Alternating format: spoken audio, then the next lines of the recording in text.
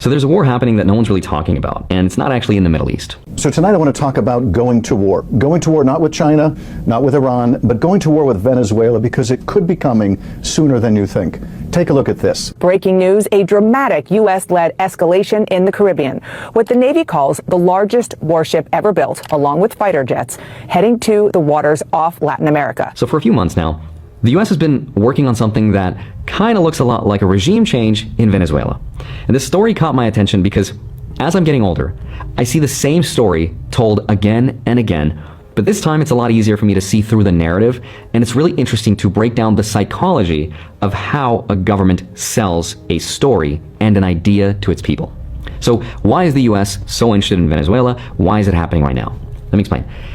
The news tells us it's about democracy. It's about human rights, the war on drugs. The Maduro regime is not the legitimate government of Venezuela. It is a narco-terror cartel. Nicolas Maduro is an indicted drug trafficker. I announced $50 million reward for his capture. But there is another story. The story is about oil and power and the war to stop China and Russia from getting control over the idea of what money will be in the future. And Venezuela is a very important part of this story. Venezuela happens to be a country with the biggest oil reserves on Earth, even more than Saudi Arabia. But going to war is very unpopular, so how do you sell the idea of war to people? And there's a couple different ways that the government does this.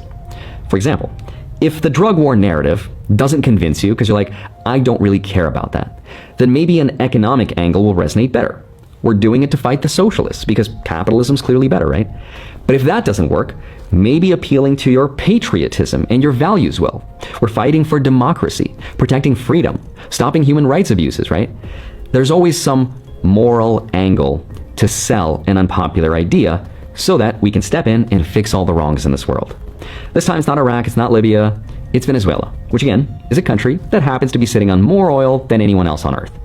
It's also a country that happens to be very closely aligned with China, Russia, and even Iran, which are all against U.S. interests. Because keep in mind, this is happening in a time when the U.S. is losing control over strategic resources and losing control over dollar leverage.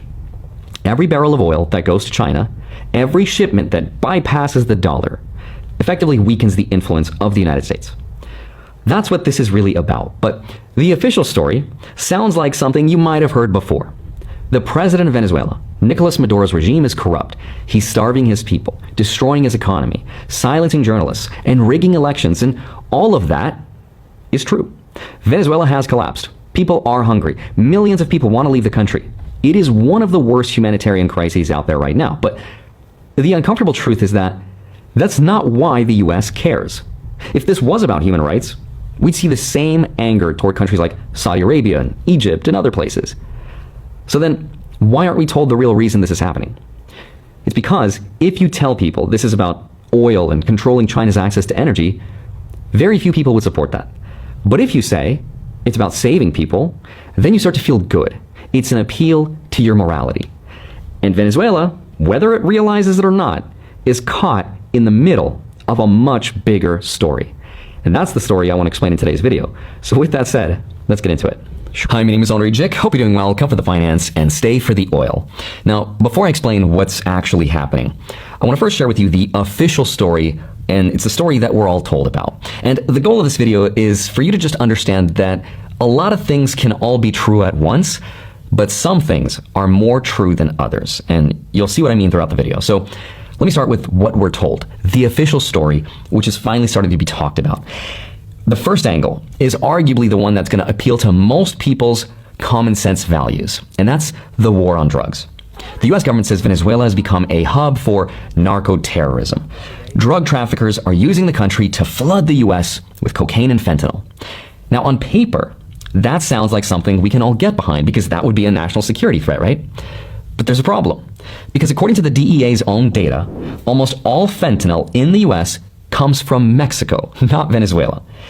And what does come through Venezuela is just a fraction of what's trafficked around the world, maybe 10% at most. In fact, you might even remember earlier this year, the president was punishing Canada for being a proxy of fentanyl. The fentanyl coming through Canada is massive. The fentanyl coming through Mexico is massive. So Canada is arguably the bigger offender here.